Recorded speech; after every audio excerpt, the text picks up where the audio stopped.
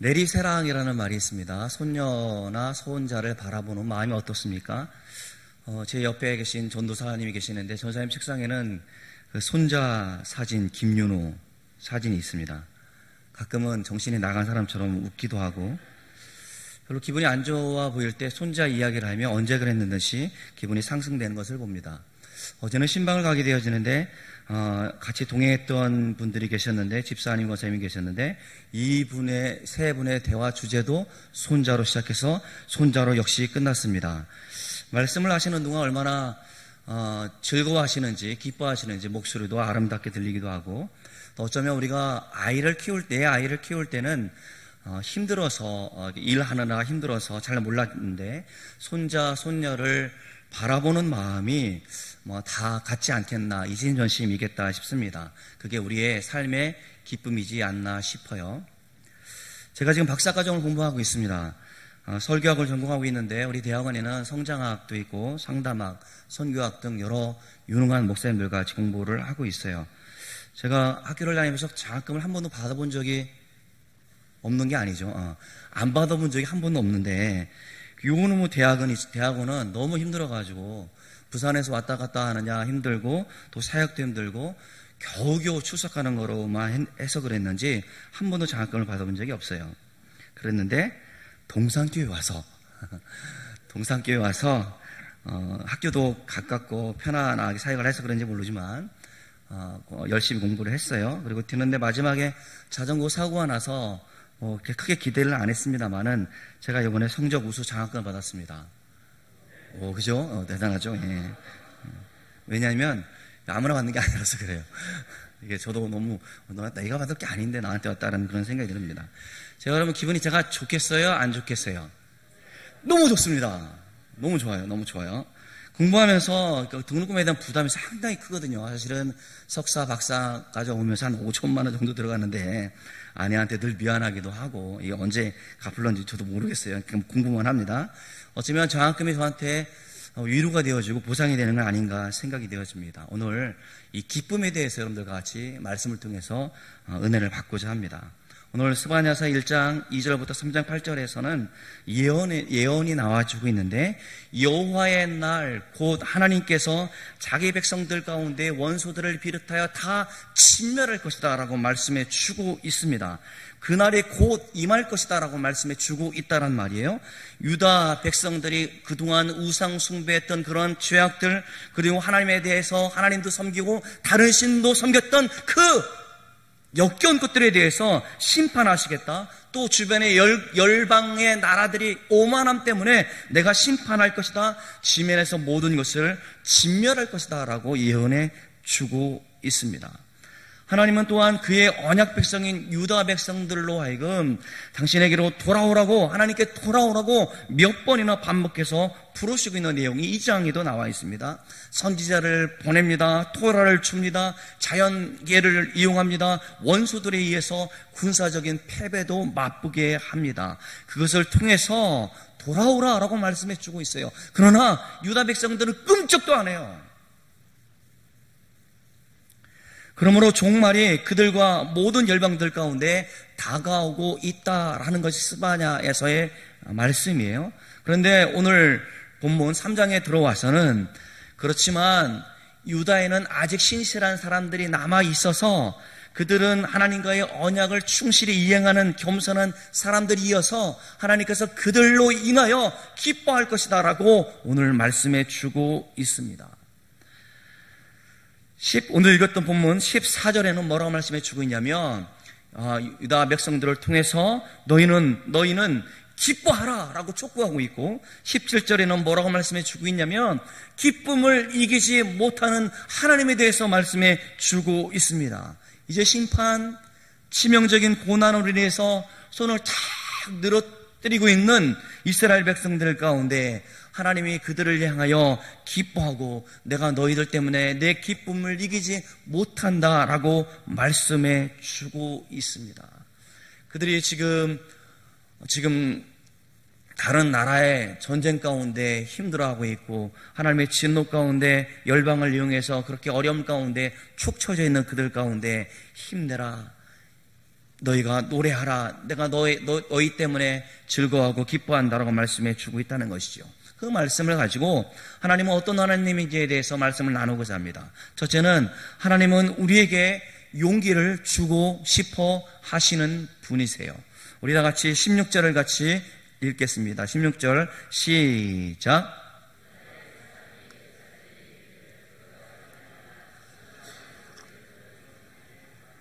예루살렘과 시온은 곧 하나님의 백성이죠. 오래전에 하나님은 열방을 통해서 이들을 심판하셨습니다.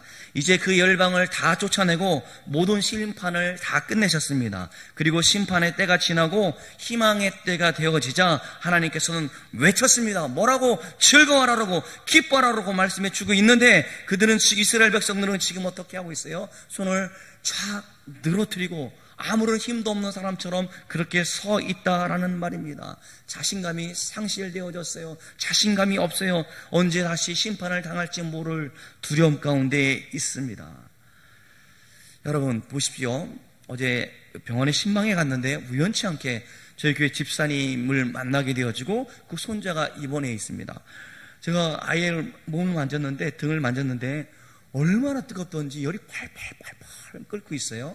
그 아이가 얼마나 힘이 없던지 장난감을 가지고 또 말이죠, 아무런 낙도 없이 그렇게 있는 모습을 보았어요. 그 아이를 위해서 기도해 주었는데, 부모의 마음이 어떻습니까? 아이가 힘이 없으면 더 맛있는 것을 해서 먹이고 싶은 것이 부모의 마음 아니겠어요?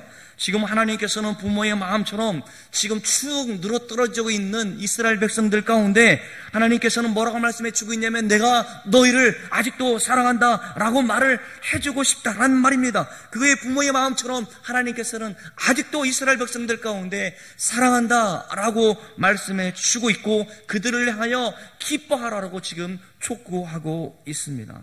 물론 자신들의 죄로 인하여 벌을 받았습니다. 그 벌은 그렇지만 하나님께서 말씀하시기를 너희로 하여금 기뻐할 것을 촉구하라는 것은 바로 무엇이냐면, 내가 너희와 함께하기 때문에 기뻐해야 된다라고 말씀해 주고 있어요. 이제 하나님이 그들과 함께 하시기 때문에 이제 새로운 시대가 도래할 것이고, 이 죽은 백성들 가운데 새로운 희망을 주는 방법은 바로 하나님이 기뻐하신다는 사실을 알리는 것이었습니다. 그러기에 지금 지쳐있고 소망을 잃은 백성들을 향하여 어떻게 하든지 생명을 주어 일으키고 싶어 하시는 분이 누구입니까? 바로 우리 하나님이시란 말입니다. 하나님께서는 이렇듯 우리 지쳐있는 영혼들, 하나님께서 사랑하는 사람들 가운데 용기를 주고 싶어 하시는 분이 우리 하나님이세요. 두 번째는, 하나님은 당신의 자녀인 우리들로 하여금 기쁨을 이기지 못하신다라고 말씀해 주고 있습니다. 우리 다 같이 17절 같이 읽겠습니다. 시작.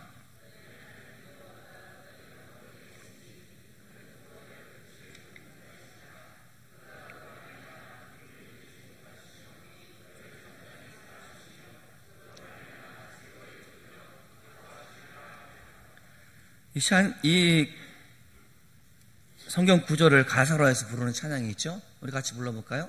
이거 좀 띄워줘야 됩니다. 여기 17절 띄워주세요. 너의 하나님 여호와가 너의 가운데 계시니 그는 구원을 베푸실 전능자시라.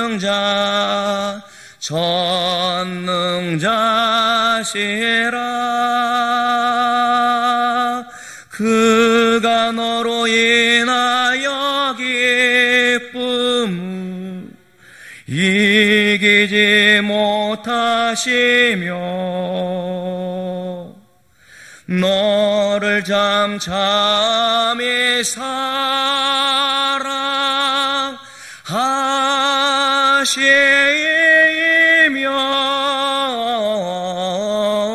즐거이 부르며 기뻐하시리라.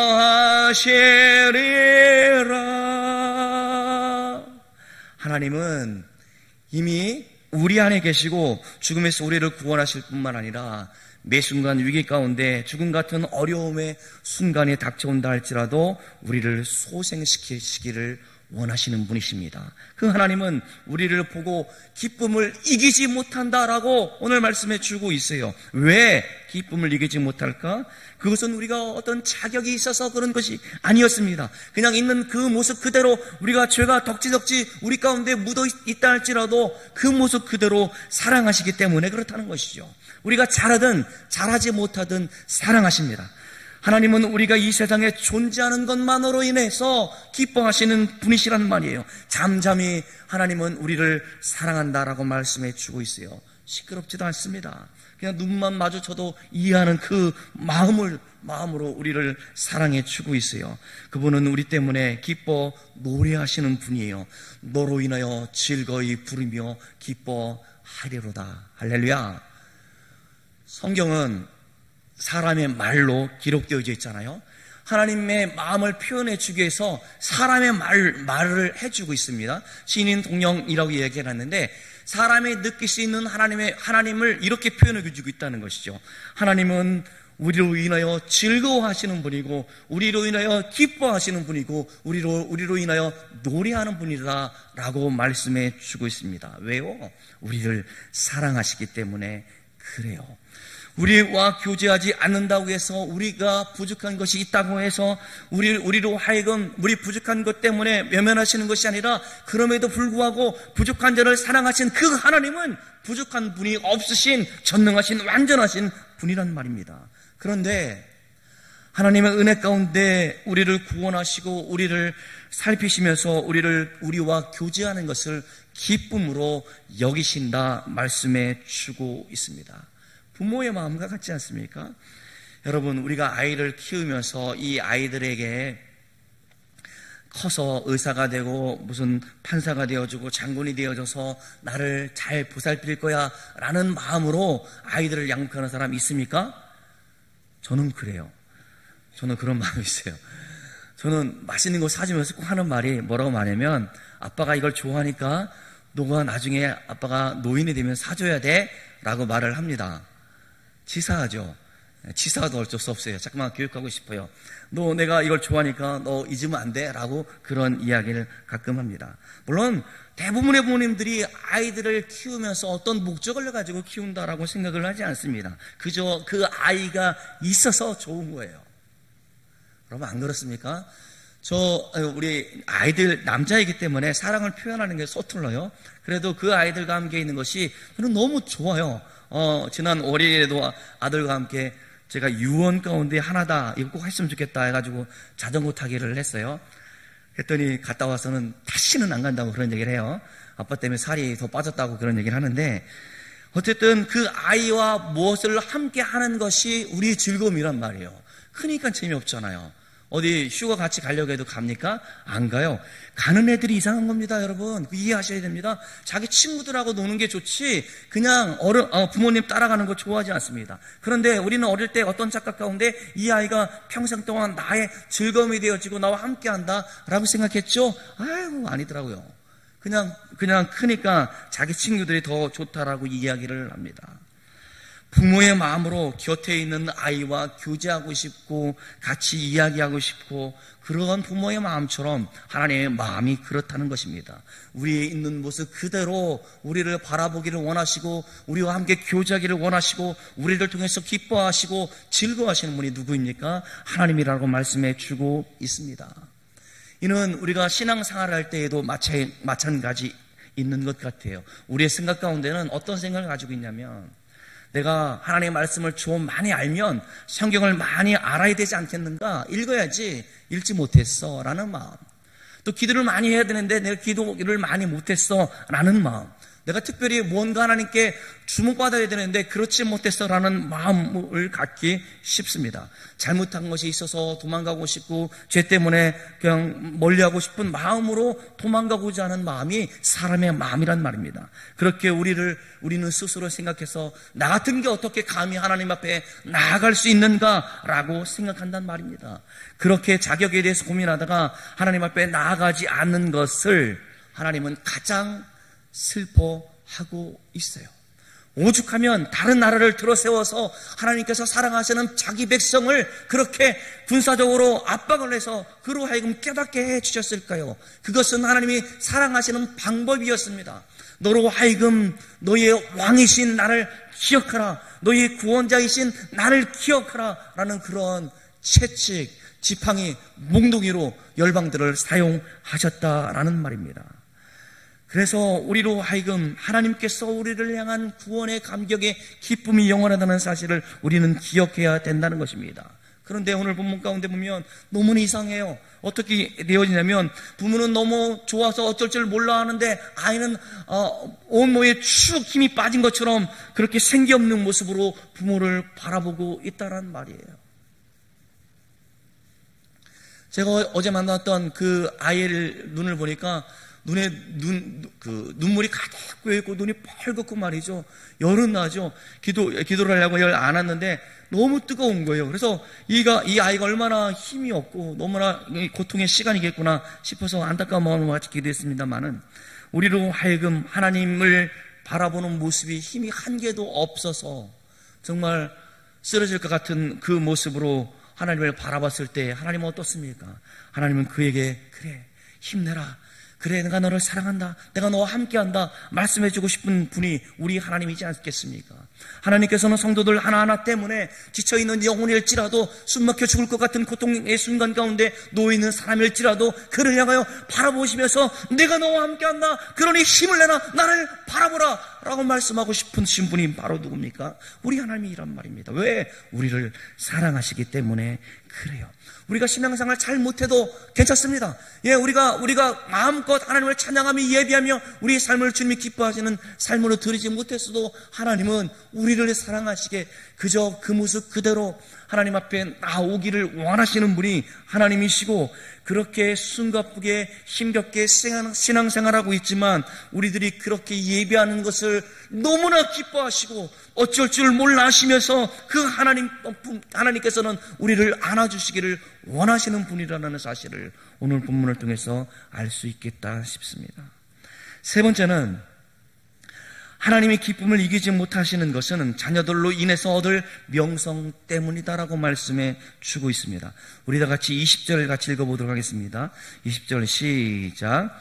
내가 그때 너희를 모을지라 내가 너희 목전에서 너희의 사로잡힘을 돌이킬 때에 너희에게 천하 만민 가운데서 명성과 칭찬을 얻게 하리라. 여호와의 말이니라. 아멘. 본문은 지금 하나님의 백성이 회복되어질 것이다 라는 것에 머물러 있지 않고 더 다음 단계를 말씀해 주고 있는데, 하나님의 꿈은 하나님의 백성들, 자녀들이 겨우 구원받고 그저 기독교인으로서 명분만 가지고 생존하는 것 가운데 머물러 있는 것이 아니라 온 세상에서 하나님의 이름을 높여 드리는 것까지 나아가기를 원하신다라고 말씀해 주고 있다라는 것입니다. 하나님 부담돼요. 저한테 너무 기대하지 마십시오. 저에게 너무 많은 일을 시키지 말란 말입니다. 저는 그냥 이렇게 예배 나오는 것만으로도 너무나 버겁고 힘듭니다. 그냥 존재하는 것, 그냥 살아있는 것으로 말하는 우리들 가운데 하나님께서는 우리로 하여금 명성과 칭찬을 얻게 하리라 라고 말씀해 주고 있다는 말입니다. 그러니까 부모가 자식에게 기대를 하는 것은 잘못이 아니리라 생각이 되어집니다. 부모의 욕심을 이루려고 아이를 희생시킨다든지 아이에겐 과중하게 하는 것은 문제일이라 생각이 되어집니다만은 부모가 자녀들에 대한 기대를 갖는 것은 당연하다 생각을 합니다. 마찬가지로 하나님은 우리를 향하여 기대를 갖고 계신다는 것이죠. 하나님이 기뻐하시고 사람들이 기뻐하고 내가 잘할 수 있는 일들을 통해서 하나님께 영광 돌리는 그 일을 하기를 원하신단 말입니다. 그것을 우리는 사명이라 말해주고 있고 우리로 하여금 그 일을 위하여 오늘 하루도 이렇게 살아가고 있다라는 말입니다. 그 사명을 위해서 우리가 힘있게 그것을 통하여 하나님께 영광 돌리게 하기 위해서 우리에게 힘을 주시는 분이 누굽니까? 바로 우리 하나님이란 말입니다. 그 사명을 감당할 수 있는 힘을 주신단 말이에요. 그래서 우리는 이 땅에서 겨우 살아내는 것을 목표로 삼아서는 안 되고 내 열정을 다 바쳐서 내가 서 있는 그 자리에서 하나님이 기뻐하시는 그것을 위해서 온몸을 불사르면서 주님께 나아가는 그 모습이 우리 가운데 요구되어집니다. 그것이 하나님이 기뻐하시는 것이라면 그것을 우리의 목표로 삼고 그것을 우리의 사명으로 삼고 힘있게 그것을 하기를 원하신다는 것이죠. 하나님의 기대는 우리에게 목표를 갖게 하고 우리로 하여금 살아갈 이유를 말씀해 주고 있어요. 하나님께서 우리로 하여금 그렇게 살기를 기대하고 있기 때문에 우리가 이 땅 가운데 힘있게 살아갈 수 있다는 말입니다. 내가 눈에 보이는 것이 너무나 답답하고 사람들과의 관계가 어색해지고 정말 안 알았으면 좋겠다라는 그런 마음을 갖고 있다던 치더라도 우리가 하나님께서 원하시는 것이 공동체의 연합이라고 한다면, 하나님께서 원하시는 것이 저 사람을 위해서 내가 희생하는 것이라고 한다면 그것을 그렇게 할 수 있도록 우리 가운데 힘을 주시는 분이 누구입니까? 하나님이라고 오늘 본문은 말씀해 주고 있어요. 그래서 이 땅 가운데 하나님의 이름이 영광 받으시기를 원하시는데 그것을 위해서 우리가 살아가야 된다라고 말씀해 주고 있습니다. 세상 가운데 명성이 높아지고 내가 많은 것을 누리는 것이 중요한 것이 아니라 이 땅 가운데 내가 가진 것을 통하여 사람들 가운데 하나님의 사랑을 증거하고 이 썩어져가는 세상 가운데 그리스도인들이 빛과 소금의 상을 감당하는 사명이 우리 가운데 있다라는 겁니다. 하나님은 도저히 우리에게 자격이 되지 않지만 우리가 할 수 있었던 것이 아무것도 없었지만 우리를 선택하여 주시고 사랑해 주셨습니다. 그리고 우리로 하여금 기쁨을 이기지 못할 정도로 우리를 사랑한다 말씀해 주고 있습니다. 그러기에 우리는 지금 그 사랑에 지금 응답할 때라고 저는 생각합니다. 그저 머물러 있고 그저 내가 교회에 나오는 것으로 만족하는 것이 아니라 정말 하나님의 기쁨이 되어지기 위해서 내가 봉사하기를 기뻐하고 내가 헌신하기를 좋아하고 내가 기도하기를 힘쓰는 그 모습이 우리 가운데 요구되어진단 말입니다. 그저 아이들을 위해서 기도하는 것은 교사들이 하는 거라고 생각해서 아이들에서 유명하시렵니까? 아닙니다. 그 아이들의 영혼은 우리 공동체의 책임이에요. 저 아이들이 있어야 우리 다음 세대가 믿음으로 잘 자라야 우리 교회에 소망이 있지 않겠습니까? 저는 가끔 영상을 편집하다가 찬양대원들을 보면 이게 좀 젊으신 분들이 좀 많았으면 좋겠다는 생각이 들었는데 이분들이 5년 10년 동안 또 저 자리를 지킬 터인데 그런 모습을 생각하면 암울하다는 생각이 듭니다. 우리가 왜 아이들 가운데 관심을 가져야 됩니까? 우리가 그렇게 몸된 교회를 위해서 헌신하고 몸된 교회를 위해서 수고하고 우리가 희생했던 것은 바로 무엇이냐면 저들 때문이지 않습니까? 우리가 믿음을 가지고 하나님을 기쁘시게 했던 것처럼 우리 아이들이 다음 세대들이 믿음을 가지고 이 세상 가운데 흔들리지 아니하며 죄의 이웃 가운데 이겨가면서 하나님의 교회를 든든히 세워가는 사람으로 자라기를 바라는 마음으로 우리는 함께 기도해야 되지 않겠냐, 그렇게 말씀드리고 있는 겁니다. 하나님은 우리를 택하시고 사랑하시되 기쁨을 이기지 못할 정도로 사랑하십니다. 그런데 우리는 지금 어떻게 응답하고 있습니까? 자녀들을 보시면서 기쁨을 이기지 못하시는 그 하나님을 우리 마음으로 한번 그려봤으면 좋겠어요. 하나님께서는 우리로 하여금 그렇게 힘없이 매가리 없이 그렇게 살기를 원하지 아니하시고 이 땅 가운데 살아가는 날 동안 하나님의 공급해 주시는 힘과 능력을 의지하여 살기를 당당하게 믿음 가운데 살기를 원하신다는 것이죠. 이 땅에서 내가 갖고 싶은 것을 다 갖지 못한다 할지라도 그것이 전부가 아니기에 우리가 이 세상은 지나가는 나그네의 삶이기에 주님과 함께 영원히 살 소망을 가지고 있고 그곳에서 영원히 주님과 함께 살 소망이 있기 때문에 이 땅 가운데 우리에게 맡겨진 사명을 잘 감당할 힘이 되어진다는 말입니다. 그래서 우리는 어깨를 쭉 펼 수 있었으면 좋겠어요. 나는 하나님의 사람이다. 나를 통하여 하나님께서 기뻐하시는 삶을 살고자 한다 할 때 주님께서 우리에게 더 많은 힘과 능력을 공급해 주지 않겠나 생각이 되어집니다. 사랑하는 성도 여러분, 우리는 오늘 본문을 통해서 하나님의 기쁨이 무엇인지에 대해서 말씀을 통해서 배웠습니다. 우리가 위기의 상황 가운데 있을지라도 하나님의 백성들을 향하여 하나님께서는 얼마나 기뻐하시며 또 현재는 초라하지만 하나님의 백성들을 통해서 하나님께서 이루시고자 하는 것이 있다는 사실을 말씀을 통해서 배웁니다. 하나님의 백성들 가운데 이 세상에서 주는 즐거움으로 만족하는 것이 아니라 삶의 기쁨의 자리를 뛰어넘어 고차원적인 기쁨, 그것은 여호와의 구원을 노래하고 즐거워하는 것이라고 말씀해 주고 있습니다. 어쩌면 현대인이 추구하는 것들은 웰빙, 웰다잉 뭐 이런 얘기를 많이 합니다만은 우리의 삶의 질이 다 건강과 직결되어져 있는 것 같아요.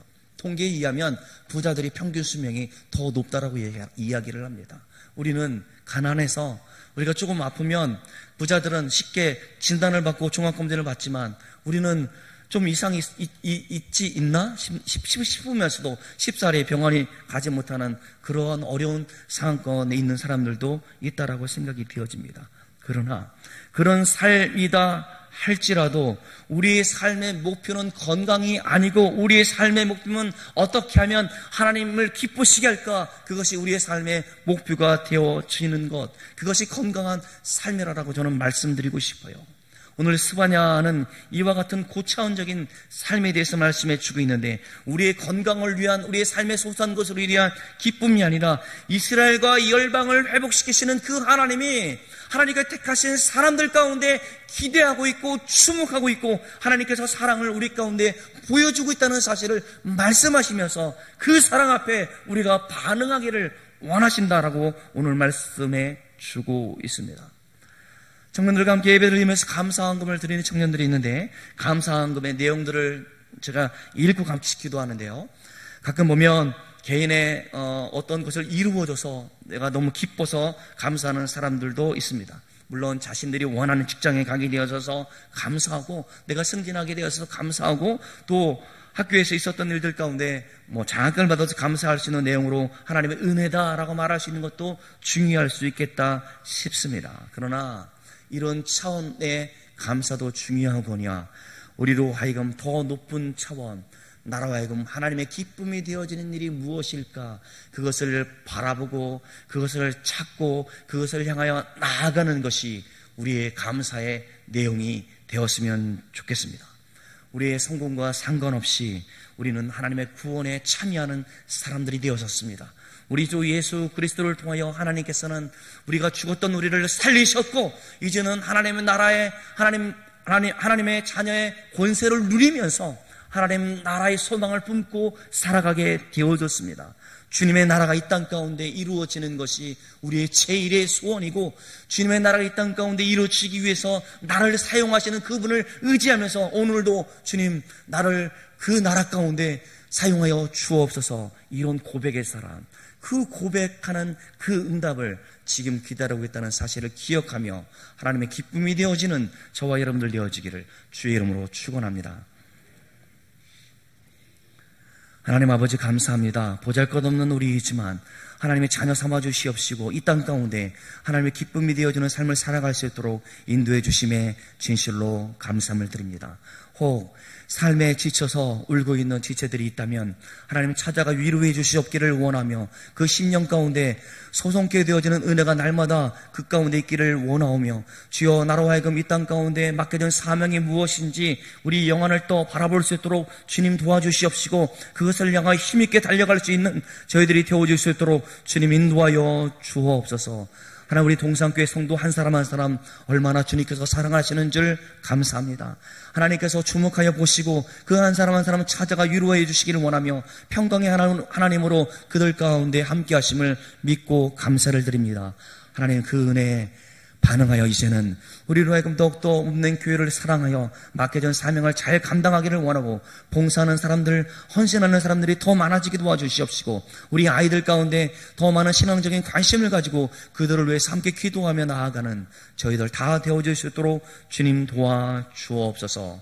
우리로 하여금 주님이 기쁨이 되어지기를 소망하는 우리가 되어지게 하심을 감사하며 사랑이 많으신 예수님의 이름으로 기도드리옵나이다. 아멘.